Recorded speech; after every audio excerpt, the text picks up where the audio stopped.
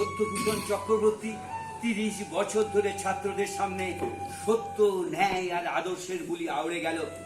জীবনের শেষ প্রান্তে এসে সে মিথ্যে, অন্যায় আর অনাদর্শের কাছে নথি স্বীকার করবে শুধুমাত্র তার ব্যক্তি স্বার্থ রক্ষার জন্য। সঙ্গে নিষ্ঠা দিয়ে গড়ে তোলা শিক্ষা প্রতিষ্ঠানের অসম্মানের বিচার চাইবে না, একটা অসহায় একটা মেয়ের উপর অত্যাচারের বিচার চাইবে না, শুধুমাত্র তার নিজের মেয়ের ভবিষ্যৎটাকে সুন্দর করার লক্ষ্যে। না বাবা, না, আমি তো চাই না বাবা, আমি তো চাই না বাবা। তুমি আমাকে জানো না, বোঝো না আমাকে।